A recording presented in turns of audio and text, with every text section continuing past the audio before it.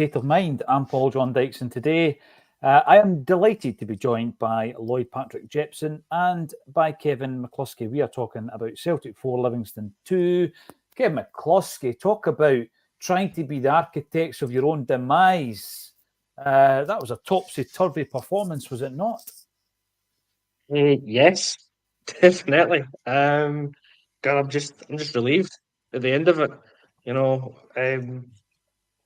Let's go back before the game. I said at halftime, Lloyd's given it 4-0. Me and you have got 2-0. This is a walk in the park, this game. It really should have been.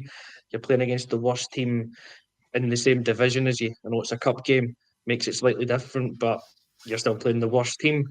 And that first half, we were pretty decent, right? We were on top. We gave away a slack goal, but the half never looked in doubt, and you think the game doesn't look in doubt. And then the second half, it's that whole Jekyll and Hyde thing that we've seen so many times this season. Yeah. We've come out, we haven't got going to the same degree in the second half. I think Kuhn did. I thought he was really good for the time he was on the park. He created a couple of chances. The rest of them didn't quite step up. You could see there's a few tired legs out there. I'm thinking Matt O'Reilly in particular. And then defensively, it's any time there's a physical challenge, we just didn't look up for it whatsoever. So yeah, we're the masters of our own downfall. But like we said at halftime again as well, it was the whole Kevin Keegan thing. If they score 2, we'll score 3 or 4, as it turned out. We never gave up, which was one good thing and something we had done in previous games. We kept going, we kept creating the chances. I think we've got the scoreline and the result that befits the story of the game, but we made it very, very difficult for ourselves to get there. Yeah, we have. Listen, there's a few things I want to point out that will be positives. We're going to have to touch on the negatives, Lloyd, because you've come up here. Yeah, I get it. All the cliches about it being a cup tie, anything can happen. It's just about getting your name in the hat, etc., etc., etc. But in terms of our form, in terms of the fact that, we're coming back to Celtic Park, we need a performance. We need a performance because the season has been so Jekyll and Hyde, as Kevin quite rightly said there. You get the highs of a 6-1 demolition of Dundee, followed up by what we've seen against Hearts. And you think to yourself, right, we need to get back on track. We've been saying it all season, to the point where you're looking for a sign. You're looking for that moment where everything clicks. It's not happened. We've won a few big games this season. We've put in a few decent performances, yet we lost the League Cup, which was ours. We're second in the league. And we can't allow, I don't think, a wee flurry at the end there to mask what was a really, really poor performance. We were slow. We're very, very slow. I think I look at the Scales and Welsh partnership first. I think that's the first thing I'm looking at here. Stephen Welsh has come through the ranks. He's probably suffered what a lot of others have suffered. We spoke about Mikey Johnston in the pre-match in relation to a player coming through, getting stick, whether or not you can take that. I just don't think he's good enough. I think he's slow. I think Matt O'Reilly's going to be getting stick for losing the ball at Livingston's equaliser, but you look at Stephen Welsh. First thing he does is he plays the boy on side. And the second thing he does, he recovers to the point where he gets goal side of the guy who scores the equaliser, but he leaves the space wide open. He leaves the angle wide open. Matt O'Reilly's in front of him, right? So he's done his bit, having lost the ball. He's back. He's in front of the Livingston attacker. Stephen Welsh leaves the guy with an option. He leaves him with an angle, and he takes it. And I've seen it all day long. Every single day, he gets the ball. He's slow to give it out to the wings. At one moment, he gets up to the 20-yard area. He gets up to the 18-yard box, and he dilly-dallies, loses the ball. Not fast enough. It's not good enough. So that's one of the big gaping issues we have at the moment. We can't go to Ibrox with that central defensive partnership again. I'm just confident with it. And I know he's injured, and we're all receiving the WhatsApp messages about him and McGregor being out for a spell. See, at the moment, that's unthinkable that those two guys will be out of this team, because we are bang average without them. We simply just can't defend. It just takes one long ball. The two of them are too slow. it's all right saying Welsh. Scales is also in. Once again, we'll use the phrase purple patch. He's been off for the last few games as well. This is Liam Scales. The two of them are just, that partnership cannot play together again, because that was the worst team in the league today, apparently. But I didn't see the worst team in the league. I seen a team that could literally get at us defensively, because at any time that ball was coming up, we just didn't seem as if we could deal with it. Hart made a crucial save in that second half. Yes, he It was did. basically, they could have been 3-2 up, and would we have came back to that? I generally don't know if we did. So we kind of got out of jail in the second half. But once again, we can't keep having the same discussion over and over again with these performances. And if this season's, it's a difficult one, and we've got 9 games left in the league, plus cup semi-final now. These players really need to step up, and they need to step up very quickly, or else we could end up having an empty-handed season, and that's not what MD wants. No, and the signs have been there all season. What else do I want to talk about? I want to talk about James Forrest coming on and making an impact. I want to talk about the performance in Nicholas Kuhn, which we can't forget was excellent, I think, today. I think Maeda is an enigma. I love him. He scores a hat-trick. He misses 3 probably harder chances. I'll let you know what my message was about Maeda. I called it, Kevin, that he was going to be the hero today. But the movie that he was in was part comedy, part horror. And he comes out and he's the hero of the hour. Leave your hair to grow in, son. It works an absolute treat. But we've got to look a wee bit forward. We were doing it at half-time, Kevin. Listen, yeah, the Hart save was massive. It was huge, by the way, because the dynamics and the energy all changes if Livingston get their noses in front for the first time. And I think we crumble. And that's a worry for me, Kev. Because, you know, in times like these, when you're looking at the fact that you're drawn 3-each with Livingston in the Cup, and you're looking at the impact, not just the fact you're getting knocked out the Cup, if they're able to hold firm, but the impact on the momentum of your team, the confidence, the mentality, all these things we've been talking about all season. I want certain players to step up. I want Joe Hart to step up, and he did. I want Alistair Johnston to step up, Greg Taylor, Matt O'Reilly. I want Kyogo, when he comes on, to be one of these established players, Kev, who needs to be able to grab the game by the scruff of the neck, take ownership, take responsibility, and win us games like this today. Thankfully, we won. Partly because, yeah, we did deserve to win.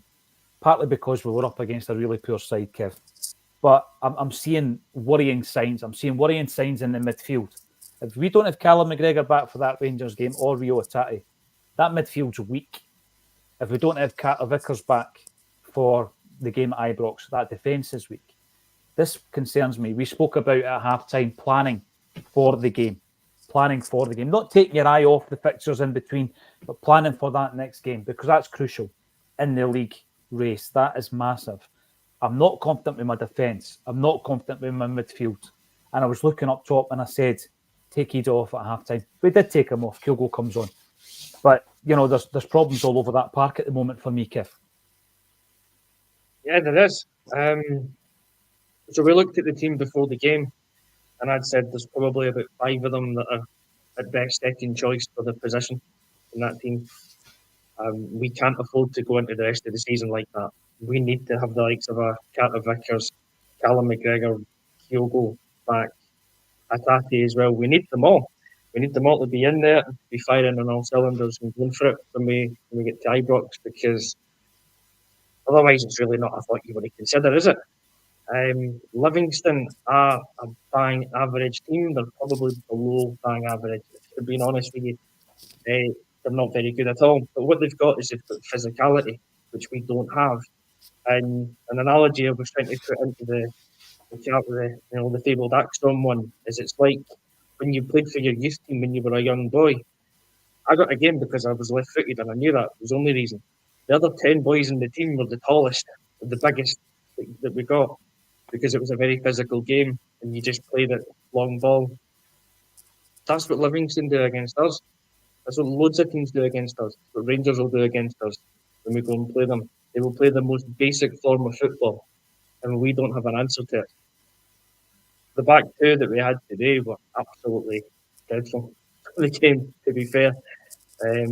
Welsh in particular, I know he's going to get a bit of stick. But on this occasion, I think he deserves it. There's been other games, and up until now, I've probably been a bit of a fan of him, and I've thought he's never really let us down. But today, a lot of his limitations shone through. His passing wasn't great. His recovery was terrible. He just didn't look a confident player, and you don't want that going to Ibrox. We cannot have a midfield without Callum McGregor in that game because he's the one that holds it all together.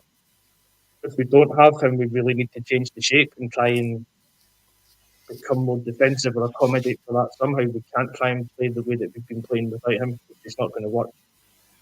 So, let's just be happy that we've won today and that we're in the semi-final, and we'll take that. But it does mask quite a lot of the deficiencies, or a few of them were highlighted today. But yeah, there were moments in that game. Joe Hart's save that Lloyd mentioned was so massive. I said that I thought, well, once we didn't let the heads go down when we lost the second goal, had we lost a third goal, we would be out the cup, and this would be a completely different show. And once again, a different show. It would have been a big moment. It would have been a meltdown. Let's be honest, and I don't mean we wouldn't have been calling for anyone's heads and all that, but you know what the impact of a defeat today would have done in terms of the momentum, the feeling amongst the fans, and we get it through the comments. You know, I don't speak for anyone else, but I'm going to give you my view today, and I don't think we were great. I think we were up against a really poor side. A side that, if and when they get relegated, and I think it's happening this season, they will struggle to get out the Scottish Championship. And there's no way they're going to bounce back. You look at the quality that's in that league. One of the teams from Dundee United, Wraith Rovers, Partick Thistle, Greenock Morton's going to win the league. Probably, in fact, one of the teams for Dundee United and Wraith Rovers are going to win the league. And then you've got playoff positions for the rest of them that I've just mentioned. Adrionians are scratching about just outside the top four, Queen's Park. You've then got teams like Dunfermline, Ayr United, managed by Scott Brown, Inverness Caley Thistle, managed by Duncan Ferguson. That league's a tough league to get out, and Livingston, once they get in it, are going to struggle to get out of it. That's the calibre of the side that we were up against today. And we made it kind of difficult for ourselves, I've got to say. And the reason that we're kind of focusing on some of the aspects of the game that weren't so good is because we're going to have to sort them out. We're going to have to iron them out, because you don't go into a Glasgow derby and get away with it, in my view.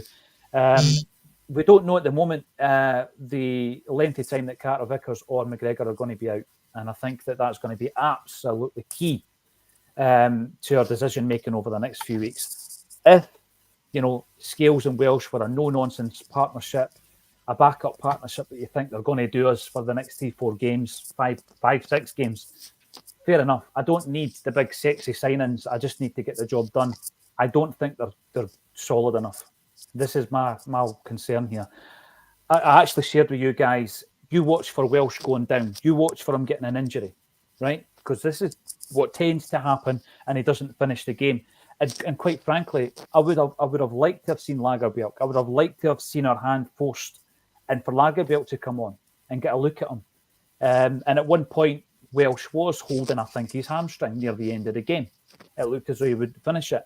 Certainly, he wouldn't have got through 30 minutes injury extra time, which looked like it might have been required.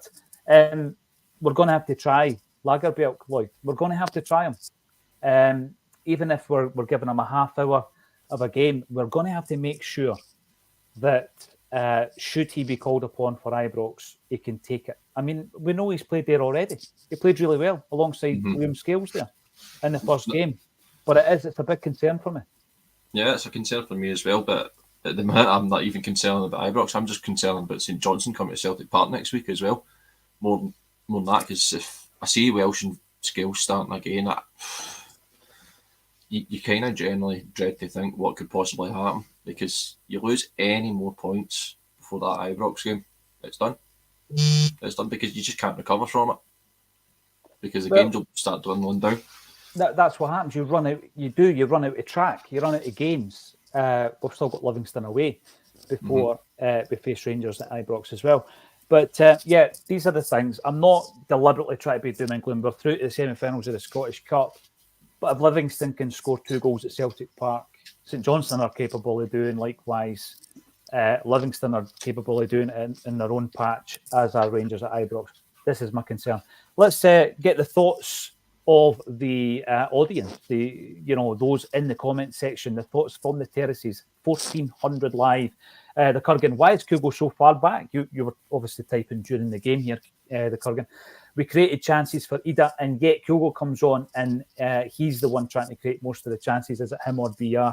We've been asking ourselves that all season, haven't we? Ryan Gerris, Forrest losing his pace is a myth. Still got a part to play. Brilliant for the boy.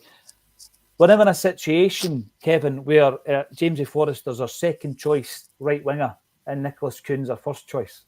That's where we are. I think Palmer will be coming back. Yang will be coming back. And I actually think that Kuhn and Forrest, when he came on, played really well today. Yeah. Look, if it wasn't for Maeda getting a hat-trick, Kuhn was the man of the match. I thought he was really, really good. Very impressive. And Jamesy, when he came on, I messaged to one of my mates, almost a here we go, James Forrest on to be the hero. And he almost was. He played pretty well when he came on, so I've got to give him his credit where it's due.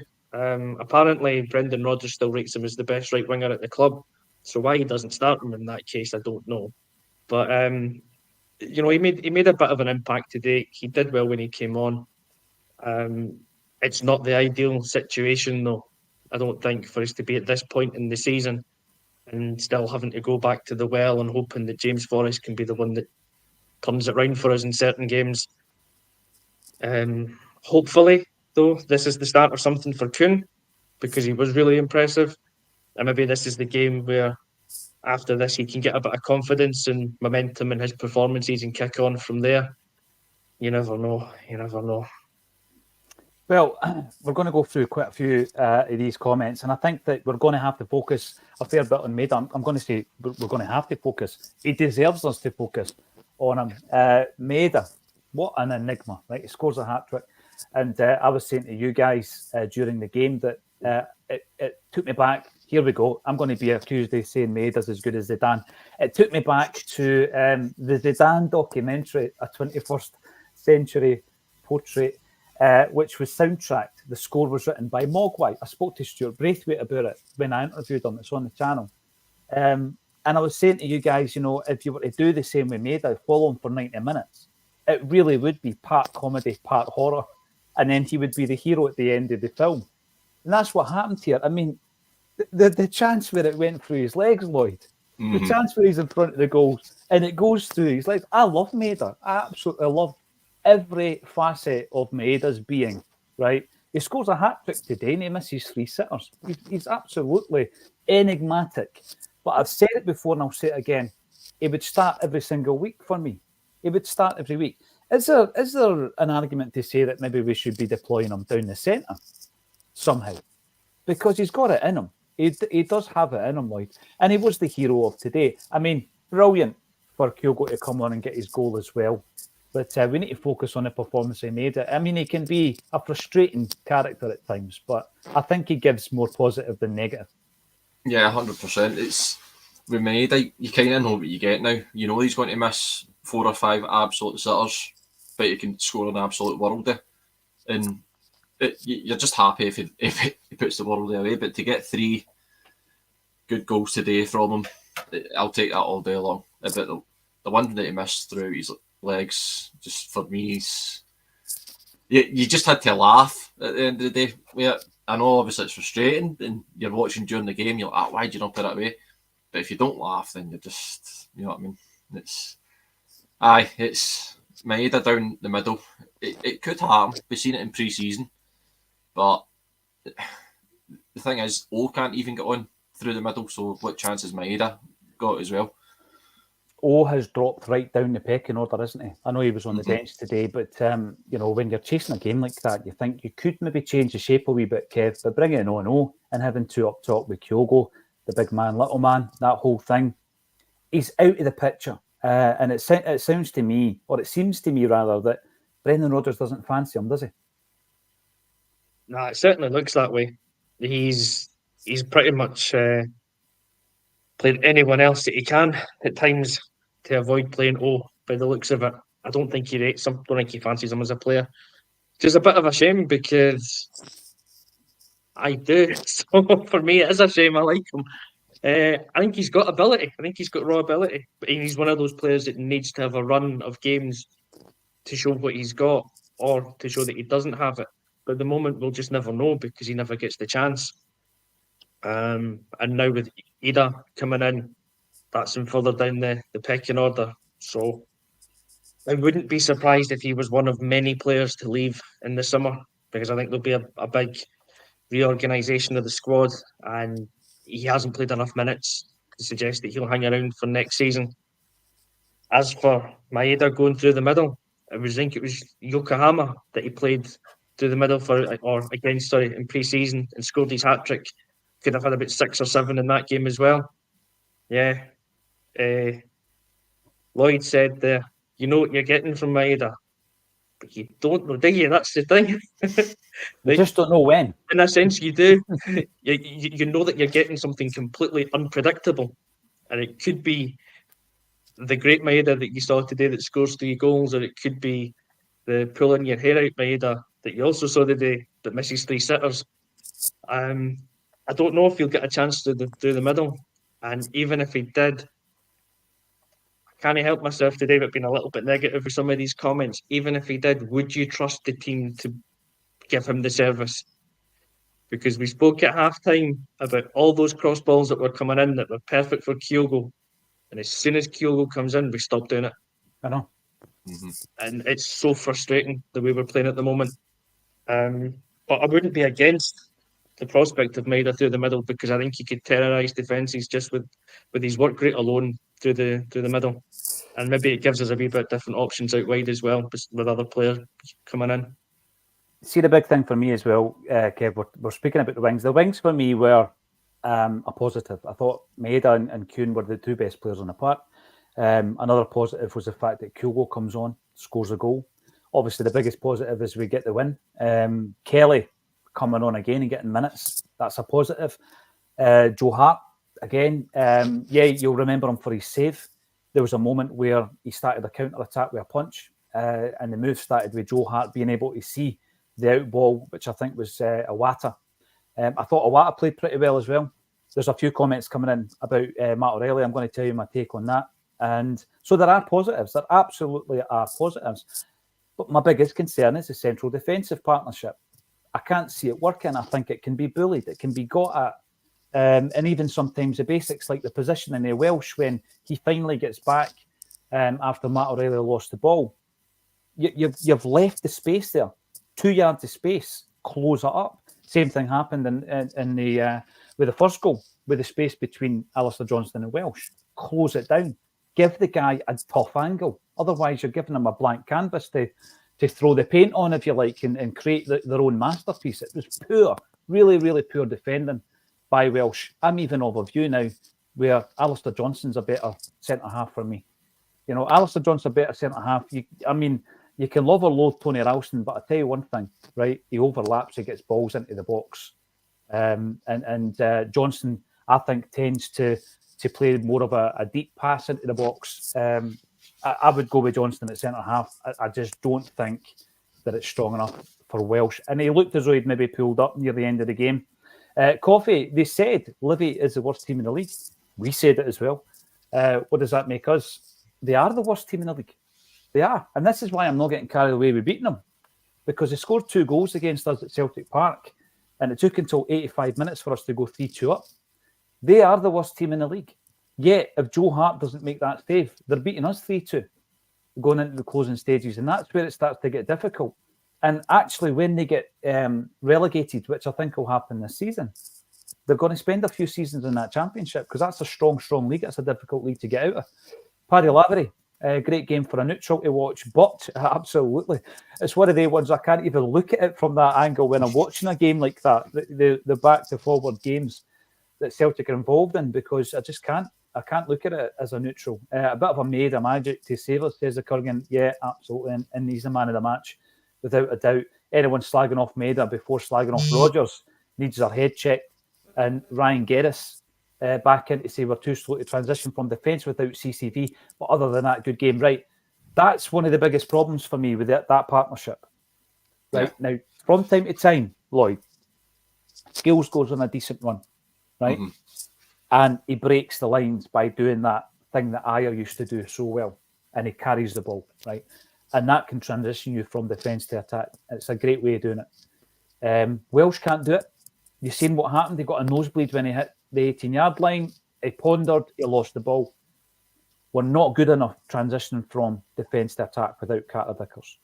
And Scales is guilty of it as well. And when we're really pinned back, which I'm expecting us to be pinned back for spells of the game at Ibrox, sometimes you need a defender to carry the ball. The midfielder who does it better than anybody else is Callum McGregor. So you're already missing him. The defender that does it better than anyone's Carter Vickers, and we're missing him. So I do think we need to tinker with that for St Johnstone in the Livy game. What do we do in your view? What do we do with regards to trying a different partnership? Because I don't want to go into Ibrox and try it then. I think we've got 2 games to get this right. Yeah, you kind of do only have 2 games now to get it right. But once again, it comes down to personnel who's available. Is it only really Lagerbielke that's available then? Or else do you need to go 3 at the back, like put Johnson centre back? But we just don't see Brendan Rodgers changing any of this. Brendan will just stick to what he does best, and he'll do it in game. But to me, in game's okay when you're narrowly and the game's poised at 0-0 or you're just narrowly winning. But if you go to Ibrox and you're 1-0, 2-0 down, what's the point in changing the game then? Precisely. So things need to get done before then. I'm only hoping, and this is the way I look at it, the St Johnstone game, hopefully just get past that into the international break, take on Livingston, get past that, you get the players back, Hatate, McGregor, hopefully Carter Vickers, then you go to Ibrox, full strength, give them a game. That's it. Because that you just need to, at the minute, think positively that way. There's no point getting all doom and gloom and thinking, right, what could be. We'll just need to take each game in their stride now. And that's just the best way to look at it, because doing that, then you're not looking towards Ibrox, you're just focusing on the next game, which is St Johnstone. Because we can't look any past St Johnstone, because this is what happens in league title races, where if you look too far ahead, it could be done way before that point. You know, if you're looking at the St Johnstone game, and Lagerbielke is obviously back up to Welsh at the moment, Kev. Mm-hmm. And I agree with Lloyd. I think that Brendan Rodgers has made that decision in his mind and he's going to stick with it because that's what he tends to do. I think you really are running the risk if you don't give Lagerbielke some minutes. I think you need to give him half an hour at least. You've got to get minutes in his legs because we don't know what the situation is going to be with Carter Vickers. We don't know how long he's going to be out. If it's a reoccurrence and he's going for scans, as Rodgers has alluded to, or confirmed rather, I do think you've got to look at what you've got available. Nawrocki's off. You know, he's off the options list because of injury. You've got to try and get Lagerbielke some minutes because pulling him in from the cold, or Welsh, you've seen the other game where Welsh has started against Rangers and he was injured early doors. And he looks as though he was pulling up at the end of the game there. So, yeah, I think you've got to do that. So, Lloyd reckons you look at one game at a time, you play your strongest team. I'm saying I think you've got to look a wee bit ahead of that and you've got to get minutes in Lagerbielke's legs. Where are you with that one, Kev? Well, there's a little bit of both in that, I suppose, because you can't take your eye off the ball too much in the next game. It's always the most important match. But we all know that the biggest game of our season that's coming up is the game at Ibrox. So we should be gearing towards that. Every game should be prepping us to be ready for that one. And with the centre-back thing in mind, there's no way Brendan Rodgers is going to change formation between now and the game at Ibrox. There's just none. He's never done it up till now. He's stubborn in his 4-3-3, 4-2-3-1. It's just not going to change. He's not going 3 at the back. Given who's fit and the way that he's operated this season, Welsh and Scales is the back 2 that he'll go with, unless Carter Vickers is back. So, yeah, I agree with you in that one then, Paul, that in terms of preparing for the Rangers game or being ready for that, we need to be giving Lagerbielke some minutes as well. He's got to come off the bench because I think Welsh will start the next 2 games if Carter Vickers isn't fit. So then Lagerbielke's got to come off the bench and get minutes in his legs for the reasons that we can't trust Welsh, I don't think, to play full solid 90 minutes at Ibrox. And we've spoken before, he's going to have an injuries in certain games where things have been a bit tough. So we might need to take him out of that environment as well. And you cannot have somebody like Lagerbielke coming in completely cold at Ibrox. It's just not going to work. He got lucky, I think, in the first game with the goal. It was a foul on him, but we got lucky that we actually got it. We normally don't. And then he recovered and played pretty well. But this is a totally different match.